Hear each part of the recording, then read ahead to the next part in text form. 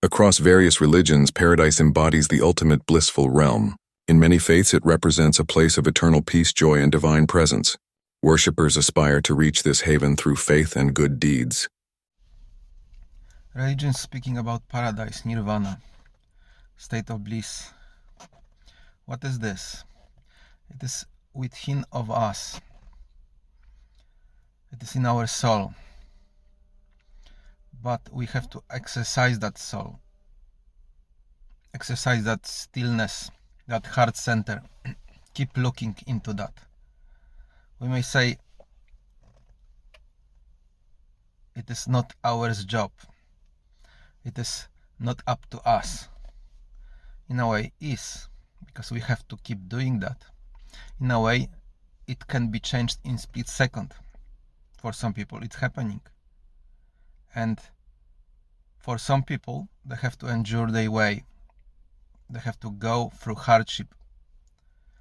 Life, God, Allah, giving them those exercises, those experiences to change that inside. Because that inside is quite often filled with corruption, with inappropriate thoughts, feelings, emotions, like energy of it is distorted, corrupted. It's like darkness inside.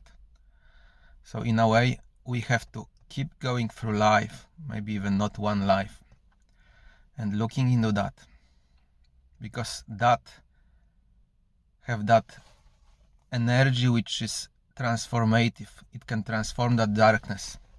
You're looking into that soul, that ruh, that heart center, and from that place, if you find that place, you can observe that corruption. You can observe those wrong feelings, emotion. Usually this appearing in the surface of the mind as a uncomfortable feeling inside of you.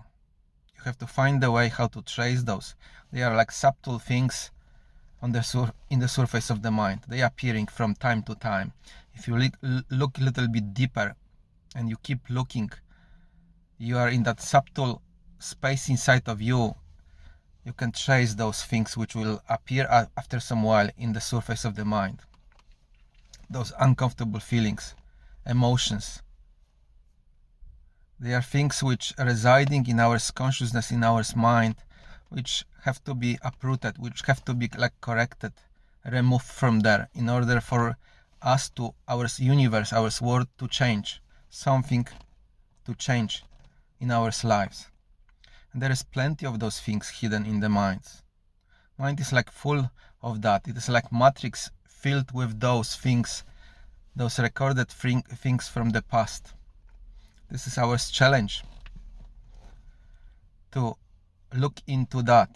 Many people did this before, and it is quite often scary and uncomfortable journey, because those things from the mind, when they are not observed, they manifesting in our life, and we challenging those things and we facing those things. But if we are not rooted inside, if we have no connection with that inside soul, with that ruh, then those things may damage us. But if we have that connection, at least little, that soul, that God, Allah, will protect us, will allow us to face those challenges in life.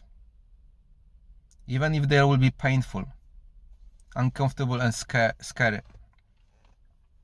We can look through our soul on that, and that which is corrupted, uncomfortable, may be changed in that process. And there is another way as well, where we may not need to face just like that, face terror, face some horror of the life. We just simply keep meditate, pray regularly.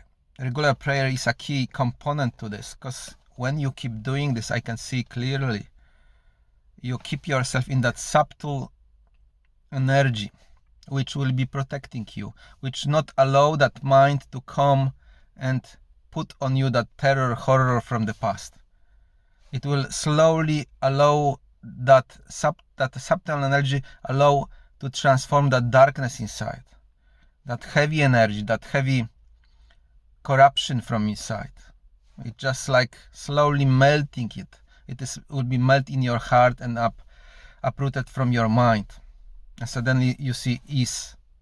It might be illness, future illness. It might be future disaster, some kind of terror towards you. There's plenty of those things. They're waiting on our way.